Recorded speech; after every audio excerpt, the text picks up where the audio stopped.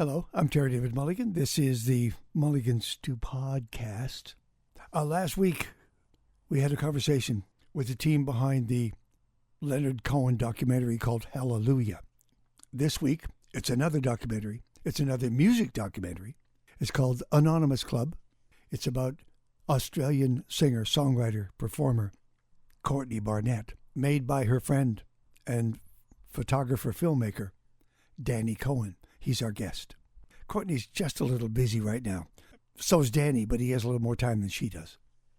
If you were watching Colbert the other night, Courtney Barnett was performing. When you perform on Colbert and national television, you have hit a home run over the Green Monster in Boston. She is a very complex human being, Courtney Barnett.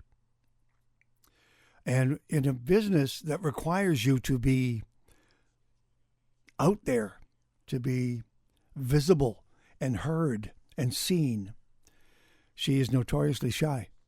And so Danny was trying to figure out how to get her involved in this documentary. So he sent her a dictaphone, and she talked into it for 3 years, but she talked into it when she wanted to talk into it. And that's how it all worked out. The documentary is called Anonymous Club. It's very good. And it's opening across Canada over the next couple of weeks. I would urge you to go and spend some time with Danny Cohen and Courtney Barnett on a screen somewhere. So here we are. Here's our conversation with director Danny Cohen on the Mulligan Stew podcast. And welcome to Mulligan Stew, the podcast, and welcome to Canada. You have any connection? You have any connections here? Any family here? Any second cousin somewhere there? Yeah. Okay. Toronto. Yeah. And I know you've been to Niagara Falls. I have. I think I've only been to the American side. Oh, okay. Which was loudly announced by American chap. I've actually got great footage of it. He was full lungs screaming how great America was, which was, sure, why not? First of all, this is, it's kind of tricky to do this, Danny, because you're a filmmaker. I understand filmmakers. I've been around filmmakers all my life. But the person in front of the camera doing the talking literally carries the ball for the film. That's what the camera sees. I will probably put you into places where you'll be speaking on behalf of Courtney, but that's just the nature of this beast. What was your pitch to Courtney? Because as you know, if you read any sort of a background on her, she is hugely shy, and so you're a friend. So you had perhaps a means to an end. Yeah, I mean, we'd been trying to think for a while on how to do it, because obviously she kind of seizes up a little bit in front of camera. So I thought about doing interviews with her on camera. I thought, no, that's not going to work. Then I thought about, maybe if I'm on tour and I take her away from the touring environment, like maybe to a museum or, take her sort of in different zones and then film her. So there's something, not necessarily distract her. She just doesn't feel like she's being maybe the focus of what I'm filming. Sure. And then I felt like logistically that was really tricky. Then we moved to another idea of maybe it's like, other musicians interviewing her, they're having a very candid conversation about these different topics of where they're both at or whatnot, and that kind of be the story as it goes on. And then I realized, well, that's going to make her even more nervous speaking to Patti Smith for an hour or something like that. So I kind of came up with this idea of the dictaphone, which was just a way for her to be able to talk about anything she wanted in her own time, her own space, without any fear of a camera being on her or the pressure of a camera being on her. And I think that really allowed her to kind of go deep, much deeper than I ever would have thought. You were asking her to open herself up, but gave her the luxury, I think the luxury of just choosing the place and time and space. And one of the first things she says is, quite openly and bluntly, I overthink things. So you hand her a dictaphone and she overthinks things. Yeah. Some of it's painfully, she is kind of tearing the very basis, like even of her songwriting, right? Why she does this, why she exposes herself. I actually, the point that really struck with me was when she said, I have a confused relationship between home and away from home. And I had the same conversation with a great songwriter friend of mine because he had written about being home during pandemic. And then what did you do with that? Well, then I wrote songs. And what are you going to do with those songs? I'm going to take them on the road for 3 years. How do you find that balance, right? Yeah, it's tricky. I think I also kind of went through a similar thing too. From you go on those tours for 3 months time, and got friends and a partner back home, and it's a struggle for sure. Well, it's almost impossible for people to understand what the road is like. The performing road is like. It's really a blur. Oh yeah, it's a blur. Yeah. Oh yeah. Yeah. I mean, every day you're in a new city, or like if you're in Europe, it's a new country, especially on the bus. It's madness. It's basically like, I always would say the only privacy you have is at the end of the day, or it's kind of at the end of the show, you hop onto the bus and you hop into your bunk, which is, it doesn't fit me. I'm 6'5". Yeah. So I'm kind of curled up in this bunk. And as soon as you shut this curtain, that's it. You kind of like exhale and you're like, okay, this is my time to be alone, and you sleep, and then you wake up and you're in a new city. Did the dialogue from the dictaphone dictate what the shooting was going to be? And how often did you listen to it? Yeah, not really. Not as much as I probably would have liked. I'd get the dictaphone every, I don't know, like 2 months. Okay. I'd kind of grab it off her, back it up just out of safety. Sure. And kind of wanted to give her enough time to make enough entries as well. I felt like if I was doing it weekly, it kind of puts too much pressure on it, and I just really needed to be hands off as much as I could. And it was the same with the filming. Is like, when I'm shooting on film, I have to wait until I've got enough rolls to be able to ship them off to Kodak to get processed, and then by the time it gets scanned and it comes back to me, and I sync the footage with the audio device that we made, it's all so out of whack. But in this day and age, as you well know, you can shoot, and many have done, shoot entire films on iPhones with some special treats in there and filters and things. You chose 16 mil. Why? I mean, I wanted to. I obviously love the look of it, but I find that it's super immersive as a medium. The sort of images really feel alive, and it feels like a memory. And I don't mean that in a nostalgic way at all. I mean that in like I see the footage and for me, I'm transported back there, and it kind of pulls me in. And I hope that viewers kind of feel the same, the way it renders color and tone, and it just has so much life to it. Danny Cohen is the director of the new film Anonymous Club. It follows Courtney Barnett for 3 years in her rise in the music business as a singer-songwriter and as a personality. Courtney Barnett is coming our way as a performer, so we're going to see everything that we're talking about and seeing on the film. You knew her well. What then surprised you? Oh, I mean, from the first bunch of dictaphone entries I got, it was surprising. We've kind of been friends for years and creative collaborators for a while, and we talk regularly, and I would say we were really good friends going into it. But I kind of got those first wave of dictaphone entries and hearing that sort of self-doubt that she was experiencing going into that tour for the second album, and the nervousness around the release of the record and all that sort of stuff.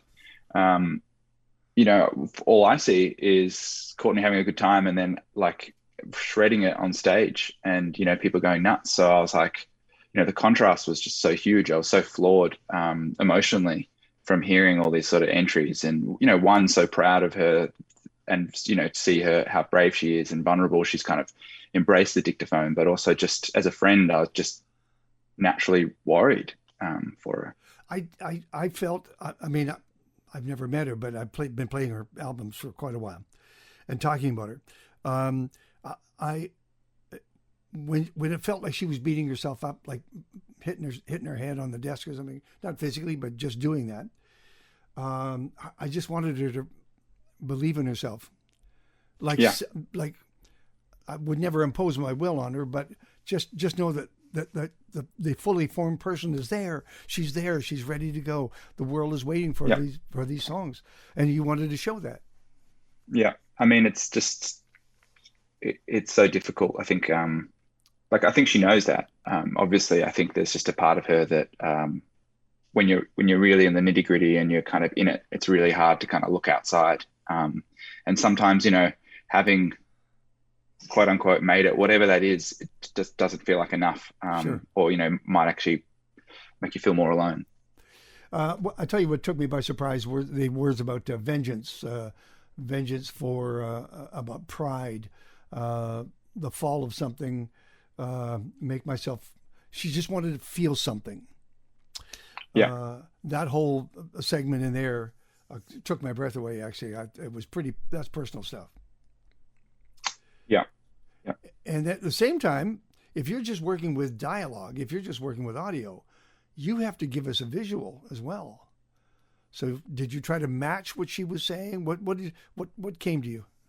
Yeah, I mean, we'd either try and the editor Ben Hall would either try and match something chronologically, so something from a similar time that I was filming. So kind of it feels like we're really in her head. So if she's talking about a particular show and I have I have footage of that particular show, I'd try and marry the two. So it kind of created that contrast of what you saw. Yes. One other thing is that I'm seeing you start part 2 and she's working on the songs, and it's a singular existence. It's just her and the guitar and you on camera. When we next see that song, we're going to see it with 5,000 people yelling the words back to her. So it goes from being a singular existence, just her in the room, to opening up her heart to the entire world. It's an amazing leap that performers and songwriters are asked to make. Yeah, definitely. I mean, I think that's kind of what interests people is seeing that sort of process and how she goes about writing and then, seeing that sort of immediate impact for, it's not just playing it to people, it's people singing it back. And especially that song there, it's like, the message is keep on keeping on. So it's kind of, Courtney now relates it to that message is now kind of being filtered back to the crowd, back at her. So it's quite an interesting sort of symbiosis. And of course, the first solo tour had to be in the dead of winter. Yeah. Of course. Well, freeze your ass off to it. Makes beautiful footage, yeah. Did you see changes in her once she got on that road, once she left home behind, and what were they? Well, on that solo tour, I think she was so, I know she went into it feeling uncomfortable because she hadn't done it for a while, but she knew she had to try something different. So when she's there and she starts to get into it, I think she found that because there was no band next to her, and it's not nothing personally against the band, but just other people for her to feel like she falls back on, it was just her and the microphone. And so I think what she did is she just started like kind of opening up more and talking to audiences a lot more. Normally she doesn't talk between songs that much. She might say thank you, or it's great to be here, and what she did that day in the town or something like that. But all of a sudden she just started sort of like talking the same way as she would talk to any of the crew or myself or anyone else. And we're like, oh wow, we're now seeing like that's Courtney in between songs. That's the Courtney we know. And that was really like awesome to see. And I think she kind of fed off that, and that kind of all, I don't know, just it rekindled everything for her. And you could just really see a sort of different outlook from her, a different energy in a great way. Did she want to see the rough cut of the film as you went? I shared it with her out of just, you just want to scare your subject away. You never know how they see themselves, right? Totally. Like I kind of likened it to how you sort of like, think you pose for a photo, or you look in a mirror and you like do a certain sort of face. Yeah. And you think that's the great smile, and everyone else is like, that is not the smile. So was she okay with it, Danny? She was okay with it. She saw what I was trying to do, but it was a really difficult watch. Naturally, she said it was kind of like, she said something 3 years ago on an audio diary when she was upset about something. That night afterwards, she processed it, woke up the next day, never thought of it again. And then all of a sudden now that's being played back to her 3 years later. not just her hearing it, but also now knowing, well, maybe a lot of people are also going to hear it. I spent quite a bit of time going back and trying to make notes. This is 3 o'clock in the morning. What she wants her music to do, and I'm trying to read my own notes here, to empower people who need empowerment, to give someone in the audience a reason to feel something, to forget, to remember, to be inspired, to bring happiness, emotions, and transcend life itself. That's very powerful stuff. Yeah, it's beautifully put, Courtney. Yeah. Really, really special way to kind of, sum up what Courtney's sort of outlook is, or through the sort of period she's discovered why she does what she does and what keeps her going. You've been to screenings now, obviously. Yeah. How's the audience liking it? Yeah, great. It's been a really warm response, and I think it's maybe surprised a few people in terms of like the content and where we go with it. But it's just so nice having people come up to you after the screening and just say that really resonated with it, or that helps them in some way. And it's Don't you kind of wonder what the next audience, say over the next year, as people discover this film, how they might react in a live situation? Will they be quieter? Will they be noisier?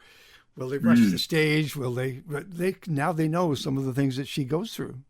Yeah, it's interesting. I think that was kind of part of Courtney's hesitation with some of those dictaphone entries. Like, there's one where she's talking about, she walks to the front of the stage and puts her guitar in the air, and she sometimes feel like it's a rehearsed sort of, quote unquote performance. Yeah. And that's what, rock stars, quote unquote, are meant to be doing.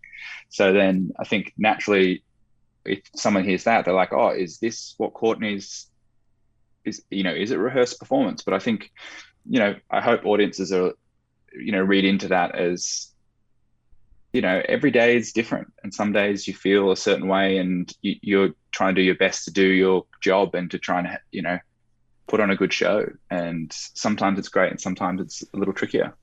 If I can read my own writings. Oh, by the way, did you have, as I said, this empowerment? Was there something else that she said that I haven't touched on that had a profound effect on you? No, I think that was kind of just the way she summed that up. Was really, really beautiful. I think the other one would be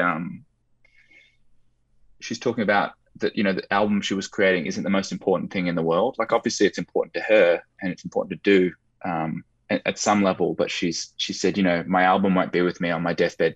This movie won't be with us on our deathbed. And I think that was just like, during the editing process, and you've obviously spent, by that stage, nearly 4 years on the film, you get very close with it, and you think it's of, a level of importance because you're chewing up a bunch of your life working on it. But that was really special and kind of helped me and resonated with me.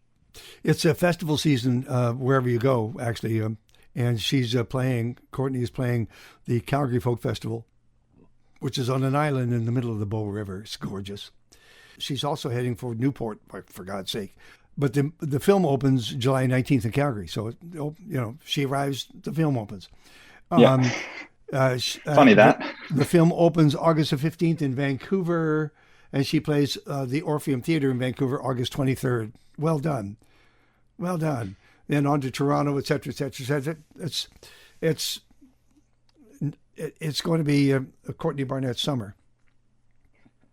Great. Sounds good to me. Did we finally get a sense of, I'll let you go. Well, did we finally get a sense of, and did you finally get a sense of the inner workings of her songwriting? How those, because I just did the documentary on Leonard Cohen, and it took him, took him 8 years to write and get Hallelujah correct. Right.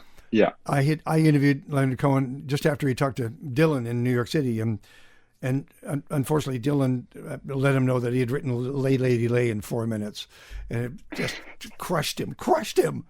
So do we know now about the songwriting process of Courtney Barnett and how it all works? Definitely. Yeah, definitely. I mean, as you well know, some songwriters just say, it comes to me. I don't know where it comes. It just shows up. Yeah, I mean, I think, judging from what I know of her and in the film, some songs, from her second album, she started working on when she was 18, and she just comes back to it and comes back to it. There's no pressure to sort of finish it, but she'll just kind of keep plugging away till it does feel finished. But I think she kind of puts herself in a position to, I think it's the same with, from what I read and how I sort of operate too, is you just input a lot and you put yourself in that sort of position to write, going to work, quote unquote work. Yep. And then, you might go for a walk and all of a sudden that's when it comes to you. So you just kind of put in the time, and I think David Lynch says it really well. You're kind of capturing the big fish, the big ideas. You got to put the hook out there and go deep and wait for a fish to bite. Notepads, keep notepads handy, or something you can talk into, anything. I'm finding you have a next project. There's a few that's kind of kicking around at the moment, just trying to see which picks up the most steam and where I can be and what I can do. And I don't think it's going to be a documentary. But yeah, I mean, I wasn't really, I would never have thought to be doing a documentary in the first place. So when it came, knocking, I thought I've got to take that opportunity. Congratulations. Thank you so much. Thanks for the great questions. Thank you, mate. I appreciate it very much. Have yourself, just get out of New York alive and well, and we'll see you down the road. And we'll let this documentary take care of itself. It's all going to have a great life. Congratulations. Thanks so much. Very sweet of you, say. Danny Cohen. Danny Cohen, director of Anonymous Club, the documentary on Courtney Barnett. This very weekend, she is closing the Calgary Folk Festival. And then she's off to, the rest of the world, including the Newport Folk Festival. Actually, she's in Vancouver. I think it's August 23rd. I could be wrong on the date, but in and around the last week of August of this summer, she will be in Vancouver. So that's it in a nutshell.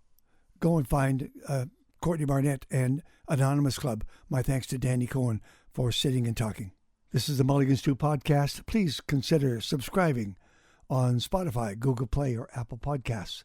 And be careful. Be safe out there. Thank you.